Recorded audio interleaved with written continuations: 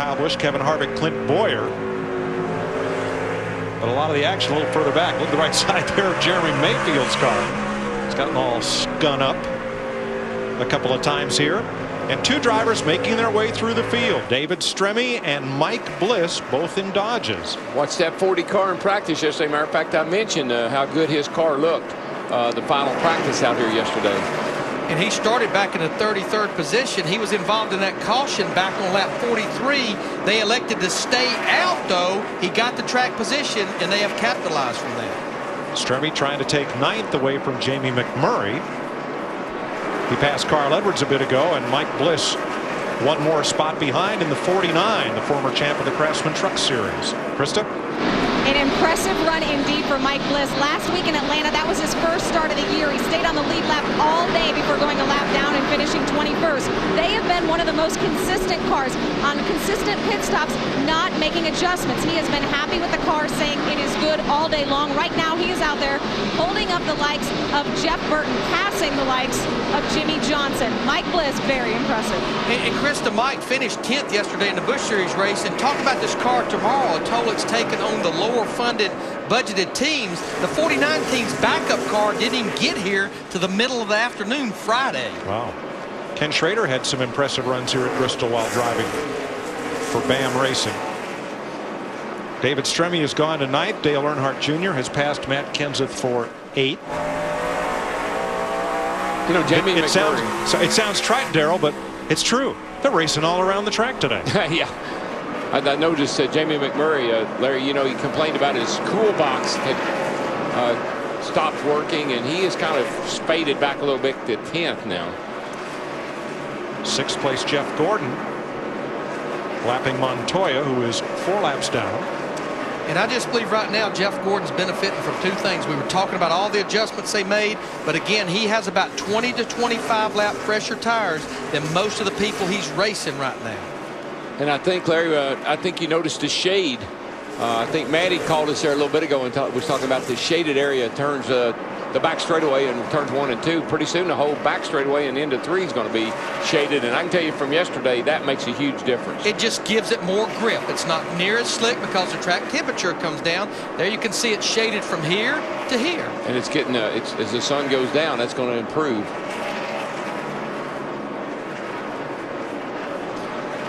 We're down to about 150 laps to go. We've got 16 cars on the lead lap. Brian Vickers in the 83 car, the only Toyota still on the lead lap.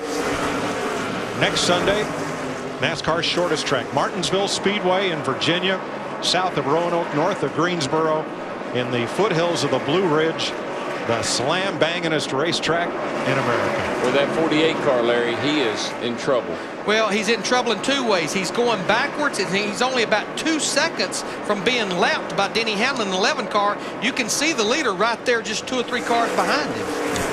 And that's all because they stayed out with, what, 20-some, maybe just 20 laps on his tires. What a huge difference that makes. Dick? With Greg Zipadelli, what broke on your race car?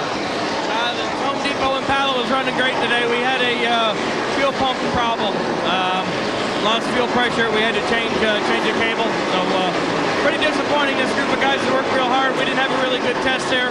Proud of everybody that kept the chins up and came back here, Doug. We brought back a really good race car, and once again, we don't have anything to show for it, but we'll go to Martinsville next week and probably have a shot.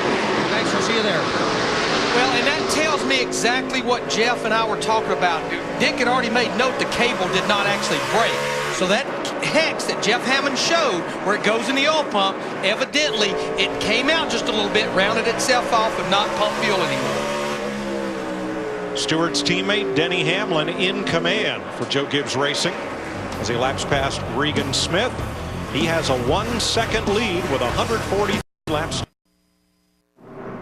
Denny Hamlin, Greg Biffle, Kyle Busch, then Kevin Harvick, Clint Boyer, Dale Jr., Jeff Gordon, David Stremme, Jamie McMurray, and Jeff Burton, the top 10. 15 cars on the lead lap. Here we go. Well, this is when you hope your driver buddy was holding a little something back now. Show me what you got, buddy. This is it.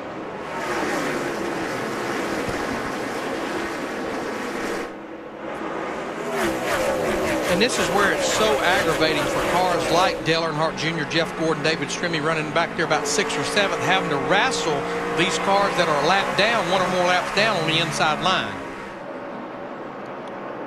Second place, Kyle might have got a little into the back of Biffle to make himself a little room, and there he goes. Yeah, he cut it right to the bottom, and he was able to drive right on by.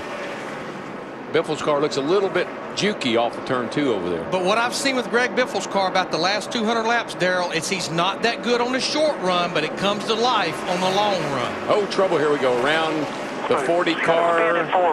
Mike Bliss, pretty good wreck. Robbie Gordon, Bobby Labonte spin. They're all bunched up. Just came across the 8-8, hoping he'd pull his foot. I think that caution will be good news, possibly for Brian Vickers, an 83 car. We'll let you know. I think he's going to get the free pass. He'll get back on the lead lap.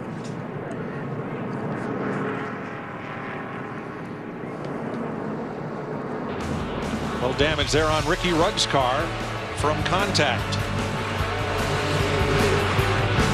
Under caution once again. As Denny Hamlin leads them across, Kyle Busch in 2nd, Greg Biffle, Kevin Harvick up to 4th, and Clint Boyer. One thing Darrell and I observed when Denny Hamlin and the group took the green flag, Jimmy Johnson had just left pit road. Again, he was the car that got the free pass. He was going to have to start at the tail of the longest line, but it was cutting it pretty close. Got that right. He's at the tail end of the longest line now for sure.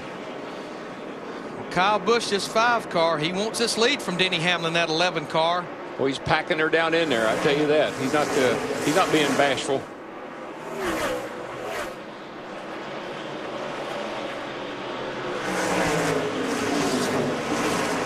Watch him drive off into turn 3 here now. Watch him close that gap right there.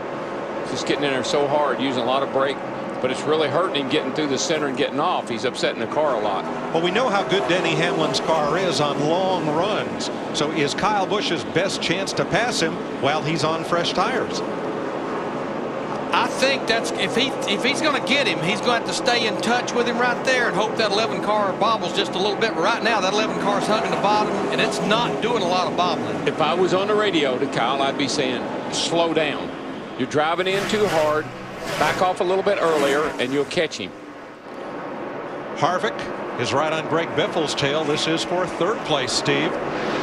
Hey, Mike, getting back to what DW said. Kyle Busch said during the pit stop, I'll try harder. Alec Gustafson, the crew chief, said, no, you're doing a great job the way you are. In fact, as you said, trying to slow him down a little bit. I think that's good advice right now.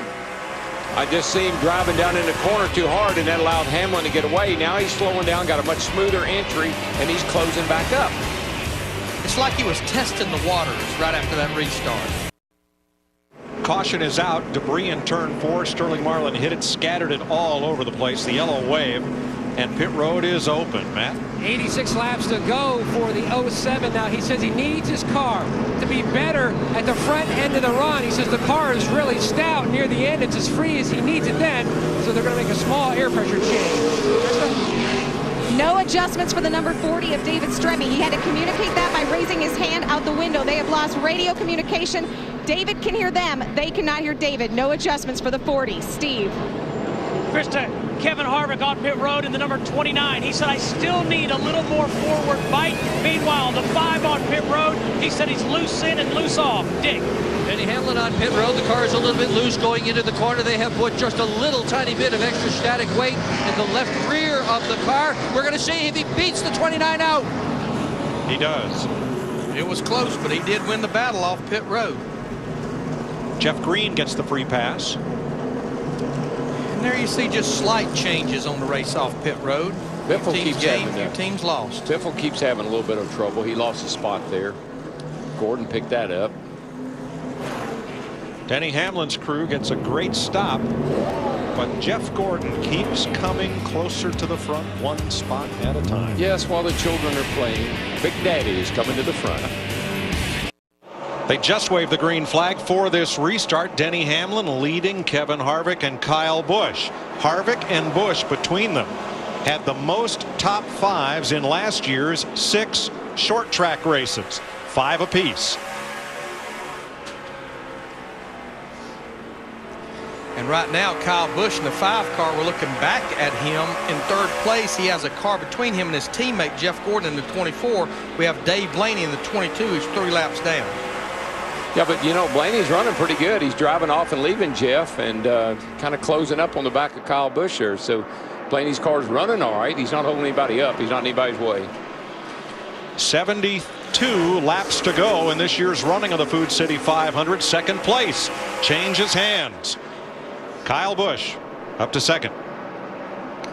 While these boys are going at it, that 11 car is just driving away, almost built up to a 2nd lead in just about 4 laps. You know, a car we didn't talk about a while ago sitting back there in 5th place, Greg Biffle in that 16 car. Right now, he's all over the rear bumper of Jeff Gordon in that 24 car. Talked about his car earlier. Seems to be real good on long runs. Maybe not so much right after a restart. I think the 24 is the same way, Larry. He was pretty good. He was catching those guys late in the run there a while ago. How about Jeff Gordon, Dick? Well, I'll tell you what, those guys do not give up. They have been as low as 27th and have had a car that from time to time has been an absolute brick on the racetrack. Simply not fast. But they have pitted time after time after time. Car still isn't right. It's tight in some parts of the racetrack and loose in others. But Gordon's driving his heart out and the crew is doing its best. And look at this. He's in 5th spot. And guys, I got to believe this group is also looking at the big picture because he comes in here 2nd in points. Mark Martin is not here in the 01 car. A good top 5 finish with that 24 car. He'll leave here the points leader. I'm sure he's thought about that himself, Larry. And there's how the points would be with the positions the way they are right now. Had an interesting conversation with Steve Letard, his crew chief. I didn't realize how long Steve had been at Hendrick Motorsports. He'd been there a long time, ever since he was a kid, actually. Started off cutting Ray Evernham's grass. Yeah, he worked there with Ray, and he's been there a long time, and he's really a funny guy. Here's the race for 7th. Right there, Stremme on the outside of Jeff Burton. David Stremme on track in the number 40 for his best career finish. He has been 11th 3 times, as now he is in 7th place.